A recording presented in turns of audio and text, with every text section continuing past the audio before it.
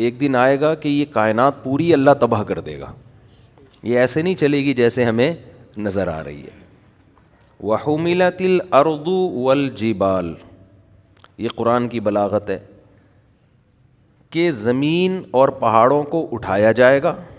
فَدُكَّتَا، ان کو توڑ پھوڑ دیا جائے گا. دَكَّةً وَاحِدَةً، ایک ہی مرتبہ میں، ایک ہی مرتبہ میں سب تباہ و برباد.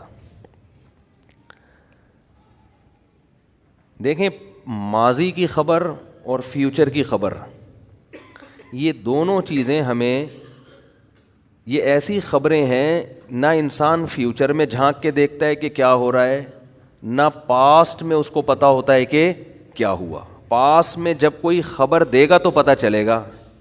ہسٹری جو ہے نا ہمیں تاریخ دانوں سے پتہ چلتی ہے. جب کائنات کی ابتدا ہوئی تو اس وقت کوئی ہسٹری لکھنے والا موجود نہیں تھا. تو یہ دو چیزیں ایسی ہیں، کائنات کی ابتدا کیسے ہوئی اور اینڈ کیا ہوگا، یہ دونوں چیزیں خدا کے بتائے بغیر انسان کو معلوم نہیں ہو سکتی. سمجھ رہے ہیں؟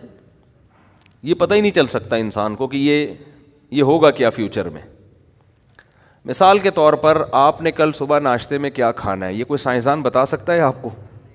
ہے بھائی، یہ فزکس کیمسٹری میتھمیٹکس کو ہمیں کیا پتہ ہے یار فیوچر میں کیا ہونے والا ہے. میں یہ اس لیے کہہ رہا ہوں کہ یہ مذہب نے جو یہ خبر دی ہے نا کہ کائنات کو ایک ہی دفعہ میں تباہ و برباد کر دیا جائے گا، یہ خبر سائنس کے اصولوں کے خلاف نہیں ہے. مذہب کبھی سائنس کے اگینسٹ بات نہیں کرتا، کبھی مذہب کی کوئی بات سائنسی اصولوں سے ٹکراتی نہیں ہے. یہ غیب کی خبریں ہیں، اس میں خبر دینے والا اگر سچا ہوگا تو اس کی خبر کو مانا جائے گا. خبر دینے والے کے سچے ہونے کا یقین نہ ہو تو پھر خبر کو مانا نہیں جائے گا.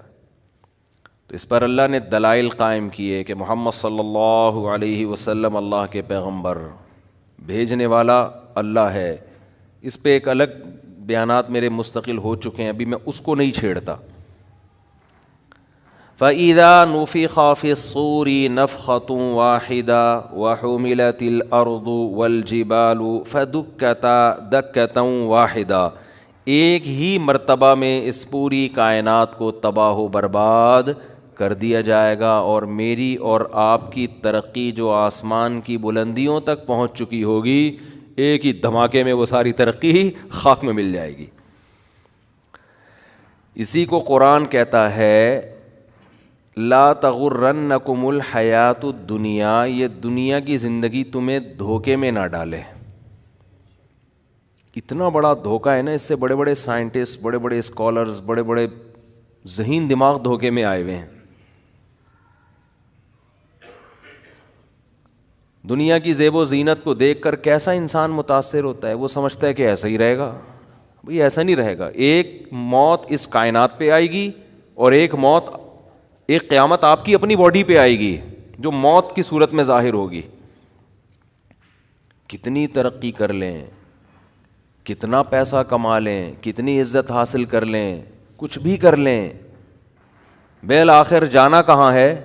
قبر کے گڑھے میں. یہ بات انسان ذہنی طور پر قبول کرنے کے لیے تیار نہیں ہے. یعنی مانتا ہے کہ ایسا ہوگا، لیکن ذہنی طور پر اس کو اپنی لائف کا حصہ بنانے کے لیے تیار نہیں ہے. اللہ جو قرآن میں کہتے ہیں نا کلُّ نفس ذائقۃ الموت، ہر نفس نے موت کا ذائقہ چکھنا ہے. یہ خبر ہے یا نہیں ہے؟ نیوز ہے، یہ نیوز. سوال پیدا ہوتا ہے اللہ نے یہ بتانے کے لیے آیتیں نازل کر دیں کہ ہر نفس نے موت کا ذائقہ چکھنا ہے. یہ نالج کیا پہلے سے لوگوں کو نہیں ہے بھائی؟ یہ تو سب کو، پاگل سے پاگل کو پتا ہے کہ ہر شخص نے کیا ہے؟ مرنا ہے. تو قرآن یہ خبر ہمیں کیوں دے رہا ہے؟ میں اکثر ایک بات کہتا ہوں کہ جو آدمی حکمت والا ہوتا ہے نا، ذہین ہو، فطین ہو، حکمت ہو، وہ کبھی فضول خبر نہیں دیتا، فضول بات نہیں کرتا. جس خبر کے اندر کوئی آرڈر چھپا ہوا ہو وہ خبر بامعنی خبر کہلاتی ہے, میننگ فل خبر کہلاتی ہے. جس خبر کے اندر کوئی آرڈر چھپا ہوا نہ ہو وہ خبر ٹائم ویسٹنگ کہلاتی ہے. سمجھ رہے ہیں؟ مثال سے بات سمجھاتا ہوں تو انشاءاللہ کھوپڑی شریف میں بات آئے گی. مثال کے طور پر میں آپ سے پوچھتا ہوں کہ آپ مجھ سے ملنے کے لیے آئے, میں آپ سے پوچھ رہا ہوں کہ جی صبح ناشتے میں آپ نے کیا کھایا تھا, یا چلو وہ انٹرویو سنا دیتا ہوں نا, وہ کالے بکرے والا سفید بکرے والا. وہ ایک اینکر چلا گیا نا کسی دیہاتی کے پاس, اس کے پاس 2 بکرے تھے, ایک کالا اور ایک سفید. اس سے پوچھ رہا ہے یہ اس بکرے کو کیا کھلاتے ہو؟ اب یہ خام خواہ کی خبر ہے نا, بلا وجہ کی نالج حاصل کرنے کی کوشش کی جا رہی ہے. اس کو اندازہ ہو گیا یار فالتو باتیں پوچھ رہا ہے مجھ سے, ٹائم ویسٹ کر رہا ہے.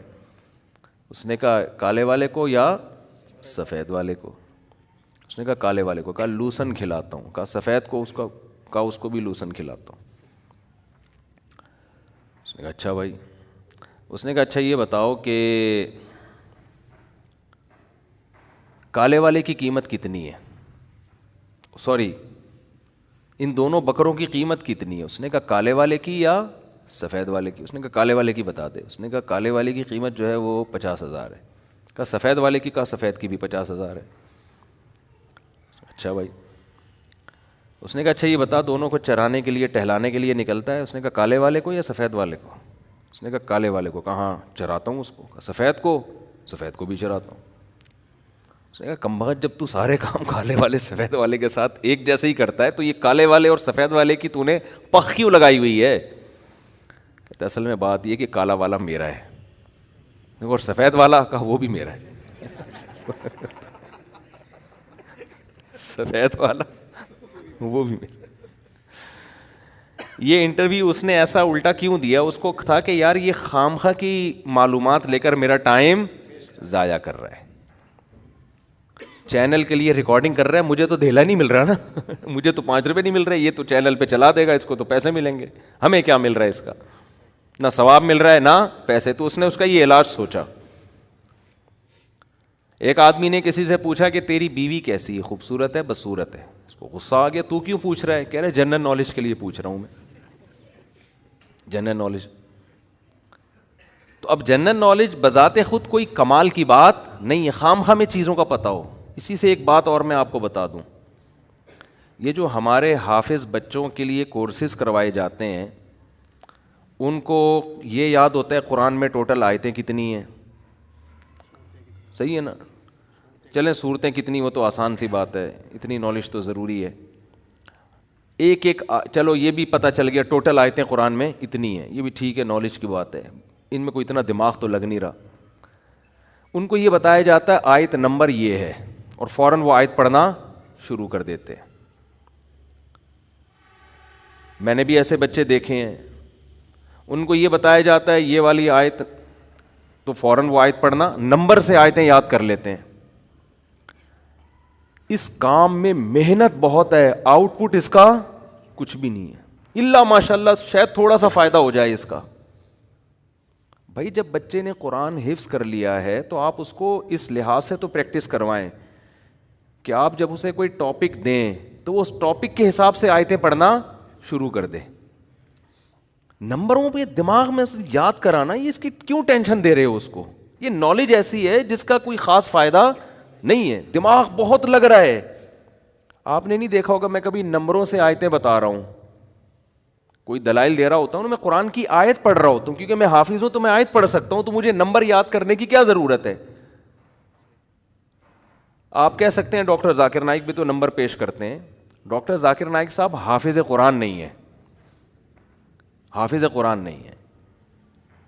تو انہوں نے یہ کمال کیا اور ان پہ سوٹ بھی کرتا ہے کہ بھئی جب کوئی دلیل دیے تو آیت تو پوری نہیں, تو نمبر یاد کیا ہوا ہے. تو ڈاکٹر ذاکر نائک پہ یہ چیز سوٹ کر رہی ہے کیونکہ وہ حافظ قرآن نہیں ہے, انہوں نے وہ پیش کر دی. آپ کہہ سکتے ہیں اگر آیت آپ نے پڑھی ہے تو ہمیں کیا پتہ چلے گا, ہو سکتا ہے وہ آیت نہ ہو, تو نمبر سے کیا ہو جائے گا, پتہ چل جائے گا. یہ پرانے زمانے میں تو یہ بات کہی جا سکتی تھی, اب یہ ممکن نہیں ہے. آپ آیت پڑھیں, آپ گوگل پہ لکھے نمبر آ جائے گا. تو یہ ٹینشن جب گوگل نے اٹھائی ہوئی ہے تو ہمیں یہ ٹینشن لینے کی کیا ضرورت ہے؟ یہ چیزیں کہلاتی ہیں بھرم میں لانے کے لیے لوگوں کو. بھرم میں تو لوگ آ جائیں گے اس سے کہ بھائی آیت نمبر, آیت ایک ایک آیت کا نمبر اس کو یاد ہے. بھرم بہت اچھے پڑھیں گے لیکن اس سے کوئی علمی خدمت یا انسانیت کی کوئی خاص خدمت نہیں ہوتی. اس کی میں آسان مثال دوں, اور آسان, میں جب بھی اب ٹریولنگ کرتا ہوں لوگ مجھے ایڈریس سمجھا رہے ہوتے ہیں, جیسے بیان ہے نا, مفتی صاحب آپ یوں آئیے گا, پھر یہاں سے لیفٹ ٹرن ماریے گا, پھر یوں ٹرن ماریے گا, پھر ادھر سے ٹرن ماریے. ابے میں کہتا ہوں گوگل میپ پہ لوکیشن بھیج دے بھائی, ایسی کی تیسی یار. گوگل میپ پہ کیا بھیجو؟ لوکیشن پہ آ کے میں فون کر لوں گا آپ کدھر ٹرن مارنا ہے. 2 گھنٹے کا فاصلہ, میں یہاں سے ٹرن مارنا شروع کر دوں ہے بھائی, میں اپنا دماغ کسی اور چیز میں کھپاؤں گا نا. لوکیشن بھیجو. تو ایک صاحب مجھے کہنے لگے مفتی صاحب آپ گوگل میپ کی لوکیشن کا بہت استعمال کر رہے ہو, اس کا نقصان یہ ہوگا کہ آپ کو راستے آئیں گے ہی نہیں, راستے یاد ہی نہیں ہوں گے نا. واقعی نقصان ہے یہ. جب سے یہ پہلے جب ہم سفر کرتے تھے, ہم نے صدر کہیں جانا ہے تو یہ خود ہی جاتے تھے, ہمیں پتہ تھا. اب ہم میپ کے محتاج ہو گئے ہیں. واقعی ایسا ہے. اس کا یہ نقصان ہے کہ جب آپ میپ یوز کرنا سیکھ لو گے تو پھر آپ کو راستے یاد نہیں ہوتے. لیکن یہ نہیں دیکھ رہے کہ راستے یاد ہونا جو ایک نقصان ہے, تو اس نقصان کا کیا نقصان ہے کیا نہ ہو یاد, کہ کیا کرنا ہے یاد کر کے؟ بہت مشکل ہے. آپ کہہ سکتے ہیں کبھی گوگل میپ بند ہو گیا تو پھر کیا کریں گے؟ پھر تو آپ اندھے ہو جائیں گے. تو وہ ٹینشن جو ابھی لینی ہے وہ گوگل میپ کے بند ہونے کے بعد ہم لے لیں گے. صحیح ہے نا؟ سمجھ میں آ رہی ہے بات؟ کیونکہ گوگل میپ بند ہو نہ ہو اس کا یقین نہیں ہے. اور یہ جو آپ راستے خام خواہ میں یاد کرنے کی ٹینشن لے رہے ہو, یہ کوئی فوجی یاد کرے راستے کہ انڈیا کا, یا انڈیا والے یاد کریں پاکستان کا راستہ کیا ہے. گوگل اگر حکومت نے بند کر دیا, ان کے نیٹ ورک بند ہو گیا تو فوج بیچارے کو کیا پتا. ان کے لیے تو ٹھیک ہے, ہم نے یہاں سے انڈا موڑ جانا ہے, ہم نے یہاں سے لانڈی جانا ہے, ہم نے یہاں سے پٹیل پاڑا جانا ہے, تو ہمیں کیا ضرورت ہے یار؟ ٹک میپ میں ڈالو, پتلی گلی سے نکلو. آپ کہہ سکتے ہیں کہ جب اس طرح ہم مشینیں استعمال کریں گے اور دماغ کو استعمال کرنا چھوڑ دیں گے تو نقصان یہ ہوگا کہ دماغ کام کرنا چھوڑ دے گا. یہ بھی ایک نقصان کی بات, یہ واقعی صحیح بات ہے. اس کی مثال ایسے ہے جیسے کالو کا لیٹر جب سے آیا ہے نا, کیلکولیٹر کو میں پیار سے کالو کا لیٹر بولتا ہوں. تو اب لوگ 325 کو ضرب دینا 318 سے پہلے کھوپڑی سے ضرب دے رہے ہوتے تھے بیٹھ کے, ٹھیک ہے نا, یا لکھ کے حل کر رہے ہوتے تھے. اب جب سے کیلکولیٹر آیا ہے تو آپ اب ریاضی کا دماغ میں استعمال لوگوں نے ترک کر دیا ہے. تو اب بعض لوگ کہتے ہیں کہ نہیں جی وہ دماغ سے, تو بھائی دیکھو یہ یہاں بھی ہوتا ہے. دماغ جب استعمال نہیں ہوتا نا تو وہ کام کرنا چھوڑ دیتا ہے. یہ انسان کی فطرت ہے, عادت ہے. انسان کے جسم کا جو پارٹ بھی کام کرنا چھوڑے گا وہ پارٹ آہستہ آہستہ ناکارہ ہو جائے گا. ایکٹیو رہنے کے لیے آپ کو ضروری ہے کہ آپ چلیں, ہاتھوں سے ویٹ اٹھائیں, دماغ سے سوچیں. تو جب چیزیں یاد ہی نہیں کریں گے, دماغ میں انسٹال ہی نہیں ہوں گی, محفوظ ہی نہیں ہوں گی, تو دماغ کی میموری آہستہ آہستہ ویک ہو جائے گی. تو اس کا جواب یہ ہے کہ ہم یہ نہیں کہہ رہے کہ دماغ استعمال نہ کریں, ہم کہہ رہے ہیں جو کام مشین کر رہی ہے وہ مشین کو کرنے دو, جو کام مشین نہیں کر سکتی اس پہ دماغ استعمال کرو. سمجھتے ہو؟ مشینوں نے جو کام اپنے ذمہ لے لیا ہے وہ مشین کے دماغ پہ ڈالو. جو مشین, بہت سارے کام مشین نہیں کر سکتی. مشین قرآن حفظ کر سکتی ہے؟ کرے گی تو اس کی کھوپڑی میں ہوگا نا, آپ کی کھوپڑی میں تھوڑی ہوگا. آپ بجائے راستے یاد کرنے کے کہ انڈا موڑ سے مجھے اس نے بتایا یوں جانا ہے, پھر یوں جانا ہے, یوں جانا ہے, اس کے بجائے آپ اتنی دیر میں قرآن کی کوئی صورت یاد کر لو یار. کیا خیال ہے بھائی؟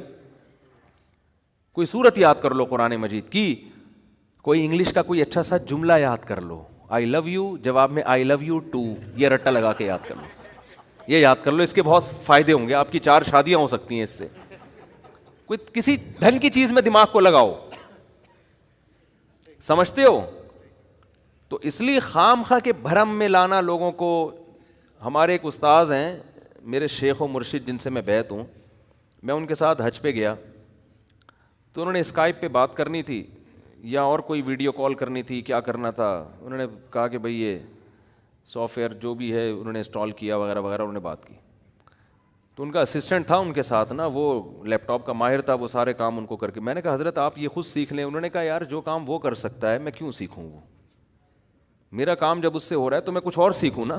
صحیح ہے نا, میں آگے کی چیز سیکھوں, میں وہ کام سیکھوں جو دوسرے نہیں سیکھ سکتے. تو ان کی بات مجھے یہ بہت معقول لگی کہ آپ اپنی صلاحیتوں کا اندازہ لگاؤ, اس صلاحیت کے لحاظ سے آپ چیزوں کو سیکھو. جو کام مشین کا ہے وہ آپ کا نہیں ہے, وہ مشین پہ ڈال دو, اس سے آگے جاؤ آپ. اب ایک صاحب تھے وہ کیلکولیٹر کا استعمال نہیں کرتے, وہ بیٹھے ہوئے ہوتے گھنٹے لگا کے نا 325 کو 845 سے لکھ لکھ کے ضرب دے رہے ہیں. تو میں نے کہا جتنی دیر میں آپ ضرب دو گے نا اتنی دیر میں چیزوں کی قیمتیں بڑھ چکی ہوں گی.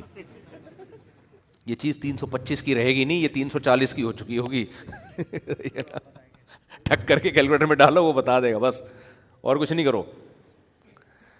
میں اپنی وصیتیں لکھتا ہوں نا, وصیت بھائی اللہ نہ کرے آج اگر مر گئے تو کہاں کتنا پیسہ کس کا ہے میرے پاس, کس کی امانت ہے, کس کی زکوٰۃ ہے, کس کا صدقہ ہے, جو کہاں دینا ہے. بھائی موت کا تو کوئی پتہ نہیں ہے. تو یہ ساری چیزیں میں نے اپلیکیشن میں وہ کی ہوئی ہیں, گوگل پہ اپلیکیشن ہے, پاسورڈ ہے اس کا. اس میں کیا ہے, پہلے میں ڈائریاں لکھتا تھا بیٹھ کے, وسیم بھائی کے اتنے پیسے دینے ہیں, سلیم کے اتنے پیسے دینے ہیں, ستار کے اتنے پیسے دینے ہیں, اور فلانے سے اتنے پیسے لینے ہیں, اور پھر یہ میرے بینک میں اتنے پیسے زکوٰۃ کے پڑے ہوئے ہیں, یہ میرے نہیں ہیں, یہ فلاں جگہ دینے ہیں, اتنے پیسے کسی کی امانت ہے, یہ فلاں جگہ دینی ہے.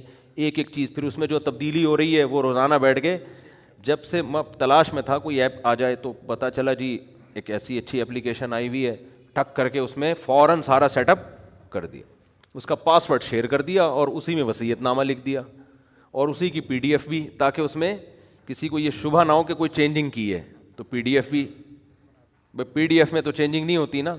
تو ایسا سیٹ اپ بنا دیا, بات کیا ہو گئی, اب وصیت پر بھی عمل ہو رہا ہے. جیسے ہی اللہ نہ کرے اللہ تو کرے گا, انا للہ تو ہوگا, لیکن ابھی فوراً نہ ہو جائے, دیر سے ہو تو زیادہ اچھا ہے, ذرا خوشی زیادہ ہوگی. صحیح ہے نا. تو انا للہ تو سب کا ہونا ہے. تو جیسے ہی انا للہ ہو جائے گا تو فوراً وہ ایپلیکیشن کا پاسورڈ 2 بندوں کو دیا ہوا ہے, بھائی یہ دیکھ لینا فلانے کے وسیم کے اتنے کبڑ, اور گھر والوں کو بتایا بھائی ان 2 سے کوئی الجھے نہیں, ٹھیک ہے نا, ان پہ میں نے اعتماد کیا ہوا ہے اور یہ قابل اعتماد لوگ ہیں. تو یہ آپ لوگ بھی کریں کہ یہ جو بتائیں گے نا یہ ان کا اپنا ہے یا کسی اور کا ہے, تو ان کی زبان پر آپ نے اطمینان کرنا ہے. ان کو بتایا یہ اپلیکیشن بھی دکھا دینا, بھائی مفتی صاحب نے خود اپنے ہاتھوں سے لکھا ہوا ہے کہ یہ میرے نہیں ہے, یہ سلیم. اب کوئی سلیم بن کے آ جائے بولے کہاں ہے میرے پیسے, فرضی نام بتا رہا ہوں سلیم, ہاں وہ پتہ چلا میرا کلپ چلا دیا عدالت میں, انہوں نے خود کہا تھا سلیم کے ہیں یہ. تو بہت بڑا مسئلہ ہے بھائی. یہ بھی وصیت کی بات آئی ہے تو یہ بھی عرض کروں, چونکہ مرنے کا پروگرام ہی نہیں ہے, ہم سمجھتے ہی نہیں ہے کہ میں ابھی مر سکتا ہوں, اس لیے جو دھاندلیاں ہو رہی ہیں, جو پیسے. کچھ دن پہلے میرے سامنے خبر آئی کہ ایک صاحب نے 20 کروڑ روپے کی پراپرٹی خریدی, 20 کروڑ روپے اسٹیٹ ایجنٹ کو دے دیے. فائل اپنے نام کرانی تھی, اگلے دن کرانی تھی. اس نے کہا ٹھیک ہے صبح آ کے مجھ سے فائل لے لینا. شام کو دیا ہے, کہا کہ صبح مجھ سے فائل آ کے لے لینا. صبح سے پہلے اس اسٹیٹ ایجنٹ کو یا بلڈر کو ہارٹ اٹیک ہوا اور اس کا انا للہ ہو گیا. اب یہ پہنچ گئے 3 دن تو جنازے, تعزیت, کفن دفن میں فوراً تو نہیں کوئی چلا جاتا نا, اگلا بولے گا بھائی تو ادھر میت پڑی ہوئی ہے تو 20 کروڑ روپے لینے آ گئے. چوتھے دن یہ پہنچے, بھائی 20 کروڑ روپے میں نے ان کو دیے ہیں, یہ پرچی ہے, پرچی سادہ سی لکھی ہوئی تھی کوئی, اور وہ دے دو. انہوں نے کہا بھائی ہمیں کیا پتا, آپ نے ایسے ہی لکھ دی ہو کچھ, ہمیں کیا پتا, یہ نہیں دے, وہ گئے 20 کروڑ روپے. اور وارثوں کا بھی اس لحاظ سے قصور نہیں ہے کہ بھائی ہو سکتا ہے کوئی فراڈی آئے ہو, ہمیں کیا پتا, کوئی گواہ تو ہے نہیں. وجہ کیا ہے کہ اس نے یہ فرض کر لیا تھا کہ اسٹیٹ ایجنٹ ابھی 6 مہینے مزید زندہ رہے گا, جب تک فائل میرے نام نہیں ہو جاتی یہ نہیں مرے گا. اسٹیٹ ایجنٹ بھی کوئی بے دین آدمی نہیں تھا, لیکن اس کا بھی یہ خیال نہیں تھا یار شام کو میں نے فائل لی ہے, صبح کو میں دے دوں گا, اس میں کون سا. لیکن وہی بات ہے, قرآن بار بار کہہ رہا ہے بھائی کسی بھی وقت مر سکتے ہو. نبی صلی اللہ علیہ وسلم نے وصیتیں لکھنے کا حکم دیا ہے. قرآن کہہ رہا ہے جب بھی کوئی پیسوں کا بڑا لین دین ہو اس کو لکھو, گواہ بھی بناؤ اس پہ, صرف ریٹن میں لانا کافی نہیں ہے, گواہ بناؤ اس پہ. 2 مرد نہ ہو تو 1 مرد 2 عورتیں, 4 عورتیں بھی نہیں چلیں گی, 40 عورتیں بھی نہیں چلیں گی, عورتوں کے ساتھ ایک بندہ ہونا ضروری ہے. تو اتنا اہمیت ہے, قرآن بیان کر رہا ہے مالی لین دین میں گڑبڑ نہ ہو, لیکن گڑبڑیں ہو رہی ہیں. کیوں؟ آپ نے یہ فرض کیا ہوا ہے کہ بھائی نہ میرا ابھی مرنے کا فی الحال کوئی پروگرام ہے, کیونکہ میں نے کل ہی ٹیسٹ کروایا تھا, سب چیزیں بالکل صحیح آئی تھی میری, حالانکہ ٹیسٹ بھی نہیں کروایا ہوا ہوتا, لیکن ایک مثال دے رہا ہوں, بھائی میری تو سب چیزیں صحیح آئی ہوئی ہیں. اور بھائی آپ نے ٹیسٹ اگر کروا بھی لیا ہو, ای سی جی بھی صحیح آیا, شوگر بھی صحیح ہے, کڈنی بھی ٹھیک کام کر رہا ہے, حادثہ تو ہو سکتا ہے نا. کیا ڈاکٹر یہ بتائے گا کہ آپ کے باڈی اتنی لوہے کی بن چکی ہے کہ ٹرک کے نیچے بھی اگر آپ آ گئے تو نہیں مریں گے آپ کو اگر گولی بھی لگ گئی تو آپ نہیں مریں گے؟ یہ بتا سکتا ہے ڈاکٹر؟ تو بھائی گولی بھی لگ سکتی ہے, ٹرک کے نیچے بھی آ سکتے ہیں, ٹینشن سے بھی مر سکتے ہیں.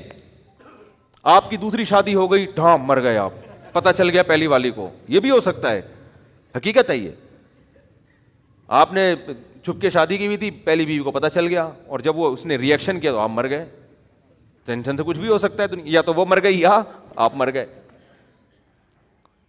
دیا تو وہ مر گئی ٹینشن سے. کچھ بھی, کوئی بھی کسی بھی ٹائم پہ دنیا سے جا سکتا ہے.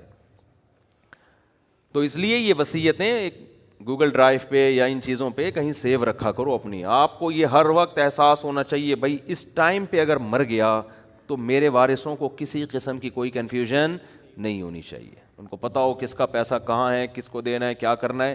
اور لاکر کا پاس ورڈ بھی قبر میں نہ لے کے جایا کرو اپنے ساتھ ٹھیک ہے نا. اپنے قابل اعتماد لوگوں کو وہ پاس ورڈ بتاؤ, اور بتاؤ یہ آپ نے کھولنا ہے, ہر ایک کو کھولنے کی اجازت نہیں ہے. ایسے کیسز ہمارے پاس بہت سارے آ چکے ہیں کہ ابا کا انتقال ہوا, اماں نے ابا کا لاکر کھولا, اس کے بعد پتہ ہی نہیں اندر سے نکلا کیا, اماں کسی کو بتانے کے لیے تیار ہیں ہی نہیں. بچے میں کھلبلی مچی ہوئی, اماں بتاؤ تو صحیح کیا نکلا اندر سے. اماں نے آدھا بتایا, آدھا ماموں کو دے دیا ٹھیک ہے نا. مائیں بھی ایسا کر رہی ہوتی ہیں, بڑا بھائی بھی بعض دفعہ وہ پاورفل ہوتا ہے, وہ کر لیتا ہے. اور جو دیندار ہوتا ہے وہ 2 نمبری پتہ ہے کس نام پہ کرتا ہے, وہ کہتا ہے بھی نکال کے رکھو, بعد میں اس کو دیکھیں گے, دوں گا میں سب کو اس کا حق, لیکن ذرا آرام سے کریں گے, جلدی نہیں ہے. چھپا لیا اس. پھر اس کے دل میں شیطان وسوسے ڈالتا ہے, ابے تیرے چھوٹے بھائی ہیں نا, تو ان کو وراثت دینے کے بجائے اس سے بزنس کرے گا, پیسہ آئے گا تو بھی ان کو کھلائے گا, انہی کے لیے میں کر رہا ہوں. اس طرح سے دھاندلی کر کے جائیدادیں ہڑپ کر لیتے ہیں. کیونکہ جو دیندار ہوتا ہے نا, اس کا, ہمارے حضرت فرمایا کرتے تھے, مولوی کا شیطان بھی مولوی ہوتا ہے. وہ اس کو شریعت کا لیبل لگا کے غلطیاں کرواتا ہے اس سے. وہ اس کو جو ہے نا, جو مولوی ٹائپ کے لوگ ہوتے ہیں ان کا شیطان مولوی ٹائپ کا ہوتا ہے, جو مولوی ہوتے ہیں ان کا شیطان مولوی ہوتا ہے, جو مولوی ٹائپ کے ہوتے ہیں وہ بھی مولوی ٹائپ کا. جو شیطان اتنا ماہر ہے, وہ ہر ایک کو, ہر فیلڈ کا ماہر ہوتا ہے شیطان. اس کو پتا ہے اس بندے کو میں نے کہاں کیسے گمراہ کرنا ہے. آپ کو پتا ہے یہ جو عیسائیوں میں شرک آیا, یہ شیطان لے کر آیا نا. تو کیا شیطان نے عیسائیوں کو عیسیٰ علیہ السلام کے خلاف بغاوت پہ اکسایا تھا؟ کیا مذہب سے دور ہٹایا ان کو؟ نہ. وہ جانتا تھا کہ یہ لوگ عیسیٰ ابن مریم کے اتنے معجزے دیکھ چکے ہیں, اتنے کہ یہ اب عیسیٰ ابن مریم سے دور ہونے والے نہیں ہیں. ان کو آپ کے نبی ہونے پر اتنا یقین ہے کہ میں اگر ان کو یہ وسوسے ڈالوں گا کہ وہ نبی نہیں تھے تو ٹائم ویسٹنگ کے علاوہ کچھ بھی حاصل نہیں ہوگا. ٹائم ویسٹنگ ہے. یہودی کو اس نے یہ ورغلا دیا کہ یہ نبی نہیں ہے, شیطان نے جو ہے نا ورغلا دیا. عیسائیوں کو نہیں ورغلا, وہ تو صبح شام عیسیٰ ابن مریم کے معجزے دیکھ رہے تھے. اتنے معجزے, بغیر باپ کے پیدا ہونا, پھر ماں کی گود میں گواہی دینا کہ میں اللہ کا پیغمبر ہوں, ایک خدا کی عبادت کرو. پھر اس نے سوچا کہ اس قوم کو میں شرک پہ لے کر آؤں. اس نے کہا ان میں شرک لانے کا طریقہ یہ کہ بت پرست بنا دوں میں ان کو.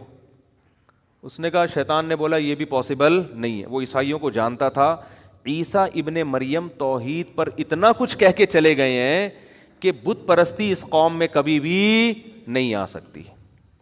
اگر میں ان کو بتوں کی عبادت پہ لاؤں گا تو ٹائم ویسٹنگ کے علاوہ کچھ بھی حاصل نہیں ہوگا. بہت امپورٹنٹ بات ہے, آج بھی یہی ہو رہا ہے, شیطان یہی کر رہا ہے. شیطان کو بہت بڑی فلم ایسے ہی تھوڑی کہا جاتا ہے. تو اس کو پتا تھا کہ یار ان میں بت پرستی نہیں آ سکتی. شیطان نے بولا کہ اگر میں ان کو سب کو زانی بنانا چاہوں گا یہ بھی پاسبل نہیں ہے، کیونکہ یہ زنا کے خلاف ہے، مذہبی لوگ ہیں نا، یہ نہیں یہ 2-4 لوگ زنا کر لیں گے، سارے تھوڑی زانی بن سکتے ہیں۔ شیطان نے کیا کیا؟ شیطان نے کہا ان کے اندر جو سب سے بڑی خوبی ہے نا وہ یہ کہ عیسیٰ ابن مریم سے یہ ٹوٹ کے محبت کرتے ہیں، اس محبت میں یہ کمپرومائز کرنے کے لیے تیار نہیں، یہ خوبی، اسی خوبی کو ان کی سب سے بڑی خامی بنا دو، اسی خوبی کو ان کی سب سے بڑی خامی بنا دو۔ حضرت عیسیٰ کے نام پہ سیرت کے جلسے کرواؤ، وہ جلسے بھی ٹھیک ہیں بھائی، حضرت عیسیٰ کی سیرت بیان ہوگی، خطیب آئیں گے، تقریریں ہوں گی، مقابلہ ہوگا کہ کون عیسیٰ کی شان کو کتنا اونچا بیان کرتا ہے۔ خطابت میں تو یہی ہوتا ہے نا، ایک خطیب یہ بیان کر رہا ہے کہ عیسیٰ ابن مریم اللہ کے بندے تھے، نہ مختار کل تھے، نہ حاضر ناظر تھے، نہ مشکل کشا تھے، بس اللہ کے بہت محبوب تھے۔ اس کی تقریر اتنی ہٹ نہیں ہوگی، اس کی زیادہ ہٹ ہوگی جو کہ عیسیٰ ابن مریم بغیر باپ کے پیدا ہوئے، سارے پیغمبر باپ کے ذریعے پیدا ہوتے ہیں، یہ بغیر باپ کے ہوئے، تو کچھ تو ہے ان میں، انسان تو باپ کے بغیر پیدا نہیں ہو سکتا، انسان تو مردوں کو زندہ نہیں کر سکتا، انسان تو جو پیدائشی نابینا ہو ان کی کوئی بینائی نہیں لوٹا، اتنے سارے کام عیسیٰ کر رہے ہیں اور باپ بھی نہیں ہے، اس کا مطلب خدا ان کا باپ، معاذ اللہ، نقل کفر نباشت، ان کا باپ کون ہے؟ معاذ اللہ خدا ہے۔ اب سوال پیدا ہوتا ہے، عیسائیوں نے اپنے خطیبوں سے پوچھا کہ باپ خدا تو جن نہیں سکتا کسی کو، تو انہوں نے کہا نہیں، ہم نہیں کہہ رہے کہ خدا نے ان کو جنا ہے، خدا کے جسم کا ٹکڑا نہیں ہے، بس باپ ہے اللہ۔ اچھا مجازن باپ ہوگا، جیسے کسی بڑے کو بھی آپ مجازن باپ کہہ دیتے ہو، حقیقتاً نہیں ہے، اور بیٹا ان کو مجازن کہہ دو، جیسے ہم کہتے ہیں نا باپ کو بھی آدمی بیٹا کہہ دیتا ہے بعض دفعہ، صحیح ہے نا، بیٹا کیا کر رہے ہو، یا کسی دوست کو بیٹا کہہ دیتا ہے، یا کسی بھی چھوٹے آدمی کو بیٹا کہہ دیتا ہے محبت میں، حالانکہ وہ بیٹا نہیں ہوتا، تو مجازن کہہ دیا ہوگا بیٹا۔ تو اگر ہم مجازن مانتے ہیں تو پھر تو مجازن کسی بھی پیغمبر کو کہہ دو بیٹا، تو عیسیٰ کی کیا خصوصیت ہے؟ انہوں نے کہا نہیں، مجازن نہیں ہے، حقیقتاً بیٹا، لیکن اللہ کی ذات سے نکلا نہیں ہے، جب نکلا بھی نہیں ہے تو پھر کیسے؟ ہمیں نہیں پتا، وہ ہے، تقریر میں آپ جیت گئے، بہرحال سمجھ رہے ہو کہ نہیں سمجھ رہے بھائی؟ تقریر میں تو آپ کیا ہو گئے، اور ان کو پھر تورات کی ایسی آیتیں بھی مل گئیں، کیونکہ جب آپ کوئی فاسد نظریہ فرض کرتے ہو تو آپ کو اپنے مطلب کے دلائل ہر جگہ سے مل جاتے ہیں، یہ بھی ہے۔ جیسے ہمارے پروفیسر غامدی صاحب، وہ جو مرضی پھینک دیں، کہیں نہ کہیں سے آیتیں نکال کے لے آتے ہیں، وہ کچھ بھی کہتے ہیں کہیں نہ کہیں سے مل جاتی ہے، یہ تو ہر ایک کے ساتھ ہے، آپ کو اقوال مل جائیں گے، آپ کوئی بھی قول لے لو، کہیں نہ کہیں کسی تابعی کا ضعیف قول حاشیے میں لکھا ہوا آپ کو مل جائے گا۔ تو گمراہ لوگ یہی کچھ کر رہے ہوتے ہیں، بھائی اس قول کو کسی نے حیثیت نہیں دی، اس کی کوئی ویلیو نہیں ہے۔ تو یہ کیا ہوا کہ یہود و نصارہ میں، عیسائیوں میں اسی طرح سے کیا ہوا، حضرت عیسیٰ کی سیرت میں مبالغہ، بہت زیادہ اہمیت بڑھانا شروع، پھر اس پہ کتابیں، پھر اس پہ مناظرے۔ ظاہر ہے اس وقت حق پرستوں نے مخالفت کی، لیکن لیبل ایسا لگا تھا، عیسیٰ کی شان بیان ہو رہی ہے، تو ظاہر ہے لیبل سے لوگ دھوکہ کھاتے ہیں۔ تو وہ پادری جو توحید پرست تھے، جو عیسیٰ ابن مریم کو اللہ کا بیٹا نہیں کہتے تھے، ان کی تحریک آہستہ آہستہ دبتی چلی گئی، اور وہ مارکیٹ سے آہستہ آہستہ شارٹ ہوتے چلے گئے، اور وہ عیسائی، وہ پادری، وہ ان کے مذہبی رہنما جنہوں نے کہا عیسیٰ اللہ کے بیٹے ہیں، اور تورات انجیل میں ایسی آیتیں بھی ملتی تھیں جن میں بیٹے کا اطلاق کیا گیا، وہ مجازی معنوں میں، محبوب کے معنی میں، ان آیتوں سے بھی انہوں نے غلط مطلب نکالنا شروع کر دیا، اور نکالتے نکالتے نکالتے نکالتے یہاں تک نوبت پہنچ گئی کہ بالآخر انہوں نے بیٹا قرار دے دیا، اور یہ عیسائی مذہب کا حصہ بن گیا۔ تو شیطان نے عیسائیوں کو عیسیٰ علیہ السلام کی محبت ہی کو بیس بنا کر گمراہ کیا ہے۔ تو شیطان یہ سمجھتا تھا کہ عیسیٰ کی بغاوت پہ لا کے ان کو گمراہ نہیں کیا جا سکتا، یہی کام شیطان آج اس امت مسلمہ کے ساتھ کر رہا ہے۔ جب جس نے اپنی ٹھڑک نکالنی ہو نا دشمنی کی، توہین، اس کے الفاظ سے آپ توہین نکالو اور اس پہ چشمہ کر دو۔ میرے پاس ایسے ایسے واقعات ہیں نا، آپ کے رونگٹے کھڑے ہو جائیں گے۔ مجھے ڈر یہ ہوتا ہے کہ کہیں، یعنی نام لیے بغیر میں مبہم طور پہ ایسے واقعہ سنا سکتا ہوں، میں اسپیسیفک کہیں پوری واقعے کے ساتھ بتاؤں گا تو شاید مسئلہ خراب ہو جائے میرے لیے، معاشرے میں چلنا مشکل ہو جائے. توہین رسالت کے نام پہ ایسا بھی ہوا ہے کہ آپ نے کسی سے آپ کی ذاتی دشمنی تھی, آپ نے نادانستہ طور پر نا اس شخص سے ایسا کام کروا لیا جس میں اس کی نیت بالکل بھی نہیں تھی, اس کو پتہ ہی نہیں بیچارے کو ہوا کیا ہے اس کے ساتھ. عدالت میں کیس کیا, لوگوں کا اتنا ہجوم پہنچ گیا کہ وکیل کو یہ ڈر ہوا کہ اگر میں نے اس اپنے موکل کا کیس جیت گیا نا میں, تو لوگ مجھے بھی قتل کر دیں گے. وہ یہ جانتے بوجھتے ہوئے کہ جس کی طرف سے میں وکالت کر رہا ہوں وہ قطعاً توہین کا مرتکب نہیں ہوا ہے, اس کے باوجود اس نے اس کو جیل کے اندر بھجوایا ہے. اور یہ سب نام عشق رسول کے نام پہ ہو رہا ہے. صحیح ہے نا. میں مانتا ہوں کہ توہین رسالت یا توہین اہل بیت یہ بہت بڑا جرم ہے, اس پہ قانون بالکل صحیح ہے. توہین رسالت کے مرتکب کی جو سزا پاکستان کے قانون میں لکھی ہے بالکل ٹھیک ہے, لیکن بہت سے لوگ مذہب کا لیبل غلط استعمال کر کے ایسے قوانین کو غلط استعمال کرتے ہیں. بہت سارے لوگوں کو بے گناہ, جج تو گواہی دیکھے گا نا, اس کو کیا پتا. تو خیر یہ بڑا حساس موضوع ہے, اس میں ہم گئے تو پھر بڑے مسائل ہو جائیں گے, لیکن جو بھگتتا ہے اسی کو پتا ہوتا ہے. لیکن آپ دیکھو جذباتی لوگ نعرے لگوا لو, دھرنے دلوا لو, کوئی سنجیدگی سے, کوئی ذہن خالی ذہن ہو کر کسی ٹاپک پر سوچنے کے لیے تیار ہوتا ہی نہیں ہے. رسول اللہ صلی اللہ علیہ وسلم نے فرمایا ایک صحابی سے کہ تمہارے اندر دو چیزیں ایسی ہیں جو اللہ اور اس کے رسول کو بہت پسند ہیں. لوگ اکثر کہتے ہیں نا دیوانگی کہ ہم دیوانے ہیں, اس معاملے میں ہم دیوانے ہیں, ہم نے عقل کو ایک طرف رکھ دیا ہے, ہم بالکل پاگل ہیں, اس پاگل پنے پہ ہمیں کیا ہے خوشی ہے, ہم فخر کرتے ہیں. یہ سب قرآن و سنت کے خلاف ہیں. اسلام کسی معاملے میں پاگل پنے کو پسند نہیں کرتا, کسی معاملے میں جذباتیت کو پسند نہیں کرتا. کیوں؟ نبی صلی اللہ علیہ وسلم نے ایک صحابی سے فرمایا کہ تم میں دو چیزیں ایسی ہیں جو اللہ اس کے رسول کو بہت پسند ہیں. حالانکہ نبی نے کسی کے چہرے پر اس کی تعریف کرنے سے منع کیا ہے, لیکن یہاں نبی صحابی کی تعریف کر رہے ہیں ان کے سامنے. کیوں؟ اس لیے کہ وہ اتنی قابل تعریف چیزیں ہیں کہ اللہ کے نبی نے عام اصول سے ہٹ کے ان کے چہرے پر ان کی تعریف کی کہ یہ ایسی زبردست کوالٹی ہے. جیسے آپ کو پتہ ہے نا کہ یار میں اس بندے کی اس کے منہ پہ تعریف کروں گا تو اس کے خطرہ یہ چوڑے میں آ جائے گا اور اس میں کبر پیدا ہوگا, لیکن بعض دفعہ ایسی صفت ہوتی ہے آدمی کہتا ہے یار جو مرضی ہو جائے یہ تو اس کے سامنے بیان کرنی ہے, یار ایسی کوالٹی ایسی زبردست. یعنی بعض دفعہ آپ کو کسی سے حسد ہوتا ہے, جیلسی ہوتی ہے, لیکن وہ ایسا کام کر لیتا ہے آپ حسد کے باوجود کہتے ہو یار ماننا پڑے گا اس بندے نے کام بڑا خاندانی کیا. یہ بندہ جو جہلم گیا نا اور اس نے جو 48 گھنٹے کا ٹائم دیا اور پوری ٹائم دے کے تمیز سے واپس آیا, اگر آپ میں تھوڑی سی سینس ہوگی نا, آپ کو کتنا بھی حسد ہو, آپ کتنے بھی جیلسی ہو, آپ کتنے بھی ہمارے نظریات سے اتفاق نہ کرتے ہو, آپ بولو گے یار کام کیا کر دیا ہے خاندانی, اور سامنے والے کے پاس پنپنے کا کوئی موقع دیا نہیں. اب آپ کلپ ریکارڈ کراتے رہو, بیٹھتے رہو, پھینکتے رہو بیٹھ کے, پبلک تو اب بھی سن لے گی آپ کی. اب اس کی ایک یہی مثال آ گئی. میں اپنی تعریفیں نہیں کرتا الحمدللہ, مجھے شوق نہیں ہے, میں قابل تعریف ہوں بھی نہیں, لیکن یہ ایسا خاندانی کام ہو گیا نا کہ میرا دل کیا یار کوئی کرے نہ کرے ہم خود ہی کر لیں یار. میرا اپنا تو اتنا جوش میں آ گیا یار کام ہم نے کیا کر لیا ہے, خاندانی کر لی. حالانکہ میں اپنے کسی کام کو خاندانی نہیں کہتا, ہم تو نالائق, لیکن یہ کام ٹائٹ ہو گیا تھا استاد, اتنی تمیز سے گئے ہم, کیا کدھر سے آ گیا یہ ٹاپک. چلو خیر. تو رسول اللہ صلی اللہ علیہ وسلم ان صحابی سے کیا فرما رہے ہیں, تمہارے اندر دو خصلتیں ایسی ہیں جو اللہ اور اس کے رسول کو بہت زیادہ پسند ہیں. وہ کیا ہے؟ الحلم والاناہ. یہ سیکھنے کی چیز ہے, میرے بھی سیکھنے کی, آپ کے بھی. میرے اندر بھی یہ عیب ہے کہ یہ دو صفات ہمارے اندر بھی نہیں ہے, آپ کے بھی ہو سکتا ہے.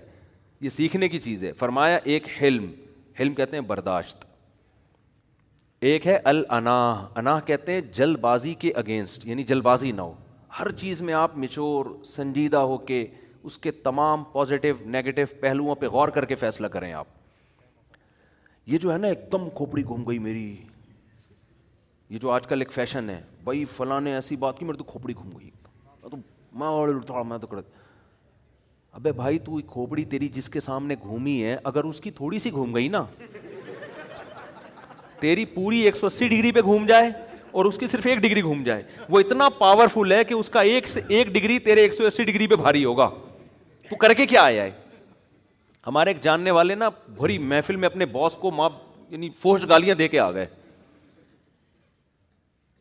اور آ کے بتا رہے ہیں بھائی میں نے تو باس کو سنا دی. اس کے باس پاورفل آدمی تھا, اس نے کیس کر کے اندر کرا دیا انہیں. اب جیل کے اندر جا رہے ہیں, یار کیا ہو گیا یار, بڑی ٹینشن. اس کے بعد جا کے اس کے ہاتھ پاؤں جوڑے, اس کے پاؤں کے سر معاف کر دو, اس نے معاف کر کے بری کر دیا. تو یہ وہ لوگ ہیں جن کی کھوپڑی کسی بھی ٹائم پہ گھوم سکتی ہے. تو یہ کوئی کمال نہیں ہے ایک دم کھوپڑی گھومتے ہیں. ٹھیک ہے, آدمی بعض دفعہ مذاق میں مجازن کہہ دیتا ہے کہ میری کھوپڑی گھوم گئی, لیکن فی نفسی ہی یہ کوئی اچھا کام نہیں ہے. الحلم کا معنی برداشت. برداشت کسے کہتے ہیں؟ کہ جیسے ہی کوئی بات آئی فوراً ری ایکشن نہیں ہونا چاہیے. سوچو, برداشت کرو, غصے پہ کنٹرول کرو. جب ٹھنڈا ہو جاؤں گا اس وقت بیٹھ کے فیصلہ کروں گا. اور انات کا مطلب فیصلے میں جلد بازی نہیں. جلد بازی کا مطلب کیا ہے؟ کیا 6 مہینے بعد فیصلہ کرنا ہے آپ نے؟ نا نا نا نا نا, بعض فیصلے تو 1 دن میں کرنے ہوتے ہیں. جلد بازی کی یہ ڈیفینیشن نہیں ہے کہ فوراً فیصلہ نہیں, یا 1 سال بعد, یا 5 سال بعد, یا 10 سال بعد. نا نا نا, جلد بازی میں فیصلے کا مطلب یہ ہے کہ جب تک آپ نے کسی کام کا ارادہ کر لیا, آپ نے کر لیا کہ یار اس کا میں نے یہ ری ایکشن دینا ہے, تو اس ری ایکشن پہ جب تک اس کے تمام پازیٹیو اور نیگیٹو پہلوؤں پہ غور نہ کر لیں اچھی طرح سے, اس وقت تک آپ نے فیصلہ نہیں کرنا کہ میں نے ری ایکٹ کرنا کیا ہے. چاہے وہ 1 منٹ میں کر لیں آپ, چاہے 1 سال میں کریں. بعض لوگ 1 منٹ کے اندر تجزیہ کر لیتے ہیں, تو وہ 1 منٹ میں اگر فیصلہ کر لیں گے تو یہ جلد بازی والا فیصلہ نہیں کہلائے گا. بعض 1 سال میں بھی نہیں کر پاتے, وہ 10 سال میں بھی کریں گے تو جلد بازی والا فیصلہ کہلائے گا. نہیں آ رہی بات, میرا خیال ہے. یہ کوالٹی کسی کے اندر پیدا ہو جائے تو دنیا میں اس سے زیادہ کامیاب انسان کوئی نہیں ہے. اور سب سے زیادہ یہ کوالٹی ہمارے پیغمبر صلی اللہ علیہ وسلم میں تھی. یہی وجہ ہے کہ 23 سال میں پورے عرب کی کایا پلٹ دیا آپ نے. 23 سال میں ایسے پلٹ کے رکھ دیا پورے معاشرے کو. ایک معاشرہ جس میں جہالت, ایک معاشرہ جس میں توہم پرستی, فضول نظریات, ایک معاشرہ جو بیت اللہ کے اندر 360 بتوں کو رکھ کے پوجتا ہے. تو 13 سال تو آپ دعوت دیتے رہے. لیکن کیسی پالیسی آپ صلی اللہ علیہ وسلم نے اختیار کی ہیں کہ 23 سال میں ایسا کھڑا کر دیا امت کو کہ پوری دنیا میں اسلام پھیل گیا تھوڑے عرصے کے اندر. ایسی جماعت تیار کر دی. اس میں کیا ہے؟ آپ نبی کی سیرت میں ہر جگہ ایک چیز دیکھیں گے, جلد بازی آپ کو نظر نہیں آئے گی, غصہ نظر نہیں آئے گا, برداشت نظر آئے گی ہر جگہ. صلح حدیبیہ دیکھ لینا, صلح حدیبیہ میں 400 صحابہ فدائی حملے کے لیے تیار ہیں. فدائی ہی ہے نا کہ ہم جب تک ہماری شہادت نہیں ہو جاتی ہم لڑتے رہیں گے. ایک طرف اتنا جوش, اتنی طاقت, اتنی قوت, دوسری طرف صلح کے لیے کیا ہو رہا ہے, کتنی ایسی شرطیں رکھی جا رہی ہیں جو ساری مسلمانوں کے اگینسٹ جا رہی ہیں کہ بھئی وہاں سے کوئی مسلمان ہو کے اگر مدینہ آئے گا تو اس کو فوراً واپس کیا جائے گا. ادھر سے کوئی اگر کافر ہو کے چلا گیا تو ہم واپس کرنے کے مجاز نہیں ہے. نبی نے یہ شرط مانی. کیوں؟ آپ کو پتا تھا کہ اس سے جنگ ٹل رہی ہے. جنگ ٹالنے میں جو اسلام کو فائدہ ہے وہ جنگ کرنے میں فائدہ نہیں ہے. یہ 1400 صحابہ موت پر بیعت تو لے چکے ہیں, لیکن اگر ان کو شہید ہی کروانا ہے تو میرا تو سارا سرمایہ ہے, یہ تو لڑ کے شہید ہو جائیں گے. آگے تو پورا عرب کھڑا ہوا ہے, کس سے لڑیں گے یہ؟ تو میں نے ان کی بھی تو حفاظت کرنی ہے نا. آپ کے ماتحت لوگ اگر جان دینے کے لیے حاضر ہیں تو یہ ان کی خوبی ہے. لیڈر کی خوبی ہے کہ ان کی جان کو بچائے. وہ اس کی خوبی یہ نہیں کہ ٹھیک ہے جی چلو بسم اللہ کرو, اللہ مدد کرے گا. اللہ مدد کرے گا جب آپ زمینی قوائف پورے کریں گے, پھر مدد کرے گا. نوح علیہ الصلوۃ والسلام 40 لوگ ایمان لائے تھے, پوری دنیا ایک طرف تھی. کہیں بھی نہیں ملتا کہ نوح علیہ السلام نے عالم جہاد بلند کر دیا ہو کہ ہم 40 لوگ ہیں اب ہم لڑیں گے, اللہ غالب کرے گا. کیونکہ اسباب کی دنیا میں 40 آدمی 40 لاکھ سے یا 40,000 سے لڑ نہیں سکتے. گراؤنڈ ریئلٹی کو دیکھ کر فیصلہ کیا جائے گا. آپ کہہ سکتے ہیں بدر میں بھی تو 313 1000 پہ غالب آ گئے. تو بدر کی لڑائی اتفاقاً ہوئی ہے, رسول اللہ صلی اللہ علیہ وسلم کے ارادے سے نہیں ہوئی ہے. ارادے سے اسلام میں جو سب سے پہلی لڑائی ہوئی ہے نا وہ فتح مکہ ہے. اس میں نبی نے پہل کی ہے. 10,000 کا لشکر تھا, جس کو مکہ پہ لے جا کے آپ نے حملہ کیا. اس سے پہلے کوئی لڑائی نبی نے خود پہل نہیں کی ہے, ہمیشہ ان کی طرف سے پہل ہوتی تھی, آپ ڈیفینس کرتے تھے اپنا. تو ڈیفینس تو بہرحال کرنا ہے نا, تھوڑے ہوں یا زیادہ ہوں. لیکن جہاں فتح مکہ سے پہلے آپ کو لڑائی کا موقع مل رہا ہے نا حملہ کرنے کا, وہاں آپ جنگ کو ٹال رہے ہیں کہ بھئی پہلے اپنے آپ کو تو سیف کرو. آج کیا دینداروں میں یہ خوبی نظر آتی ہے؟ مار دو, پھوڑ دو, توڑ دو, کبھی چیف کے خلاف تقریریں, کبھی فوج کے خلاف, کبھی ایجنسیوں کے خلاف, کبھی حکمرانوں کے خلاف. اس سے عوام بڑی خوش ہوتی ہے, بھائی حکومت کا پٹھو نہیں ہے, ڈنکے کی چوٹ پہ وزیر اعظم کے خلاف بولتا ہے, ڈنکے کی چوٹ پہ فوج کے خلاف بولتا ہے, ڈنکے کی چوٹ پہ جج کے خلاف بولتا ہے. بول کے آؤٹ پٹ کیا ہے اس کا, نتیجہ کیا نکلا؟ کیا جج صحیح ہو گیا؟ کیا اس نے صحیح فیصلہ سنا دیا؟ آؤٹ پٹ کچھ بھی نہیں ہے سوائے نعرے بازی اور ہلڑ بازی کے. 2-4 کنٹینر بک جاتے ہیں, اس کا کرایہ وصول ہو جاتا ہے. وہ جب ایک ہمارے سابق وہ تھے, ابھی تو آج کل وہ فرار ہوئے ہوئے ہیں, انہوں نے بڑے کنٹینروں کا بزنس کیا ہوا تھا نا سابقہ حکومت کے خلاف بہت کنٹینر تھے. آج کل وہ مارکیٹس میں ادھر گئے ہوئے ہیں, یورپ میں کہیں, کینیڈا وینیڈا میرا خیال ہے کہیں گھوم رہے ہیں. میں نام نہیں لوں گا پھر خام خامے وہ نیا ایشو نہ کھڑا ہو جائے. تو انہوں نے بڑے زبردست کنٹینر لا کے فضول سا جلسہ جس کا نہ کوئی سر نہ کوئی پیر, اور لیلۃ القدر کی رات کے برابر آج کی رات جو جلسے میں شرکت کرے گا, رات اس کی لیلۃ القدر کی رات سے کیا ہوگی؟ افضل ہوگی. بھئی آپ کا ہدف کیا ہے؟ اب حکومت گرانا ہدف ہے, تو گرا کے ملک کو فائدہ ہو رہا ہے, نقصان ہو رہا ہے؟ حکومت چلتی ہوئی جب گرتی ہے تو ملک کی ایسی کی تیسی ہوتی ہے, چاہے کوئی بھی ہو. آپ دیکھو نا, ہم بھی مسلم لیگ کے کوئی بہت زیادہ حامی نہیں ہیں, خامیاں خوبیاں سب میں ہوتی ہیں, لیکن حکومت جانے سے ملک کو فائدہ ہوا.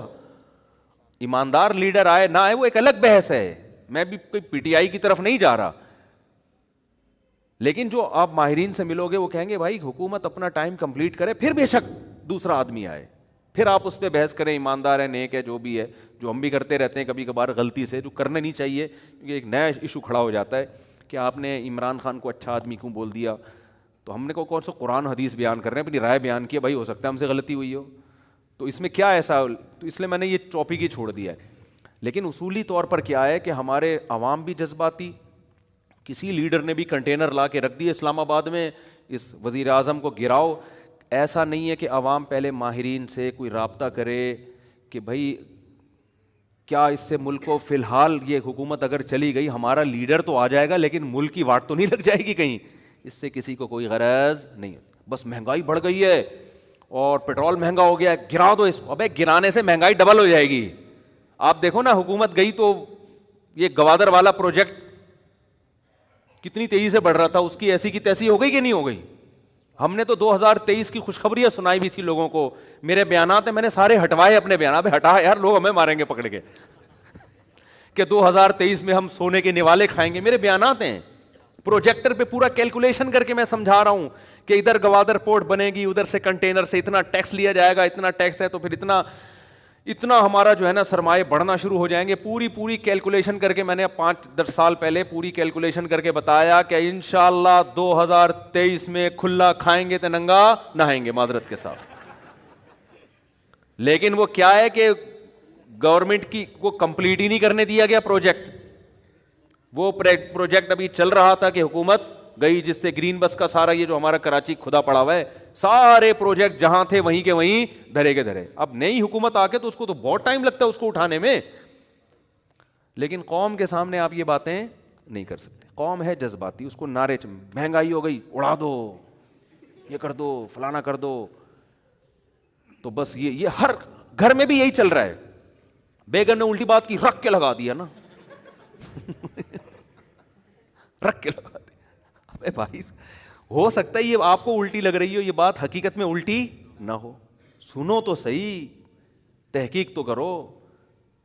آپ کے منہ سے ہو سکتا ہے سچی مچی میں بدبو ہی آ رہی ہو وہ بول رہی ہے آپ کے منہ سے بدبو آ رہی ہے, آپ کو غصہ آ گیا.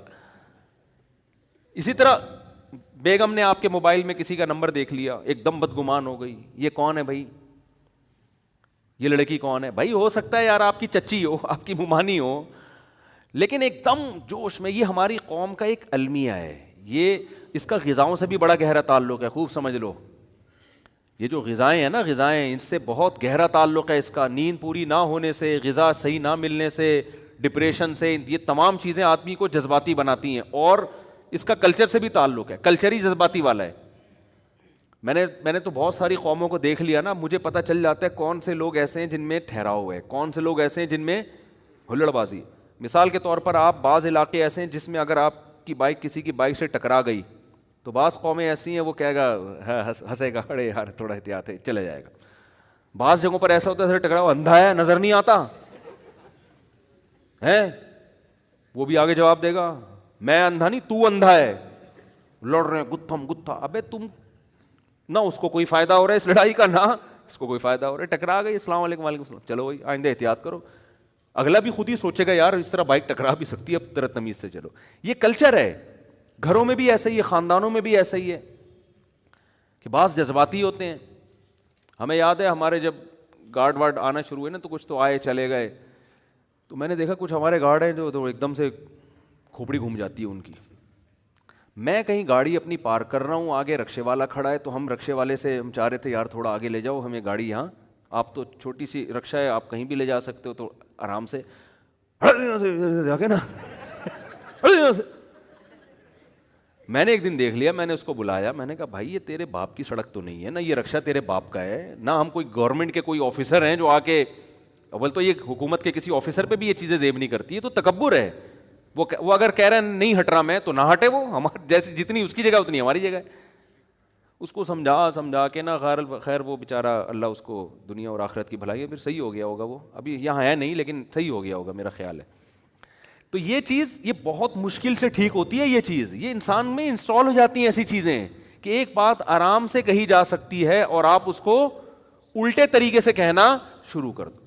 اور زیادہ تر جو گھریلو جھگڑے, ملکی جھگڑے, پھڈے, یہ سارے اسی بیس پر ہوتے ہیں کہ آپ ایک دم ایکسائٹیڈ ہوتے ہیں اور ایک بات تمیز سے کہنے کی تھی, سمجھانے کی تھی, آپ دھڑ فائرنگ کرنا شروع کر دیتے ہیں, کھوپڑی گھومتی ہے. اور یہ فیشن بن گیا, میری کھوپڑی گھوم جاتی ہے, میں تو یوں.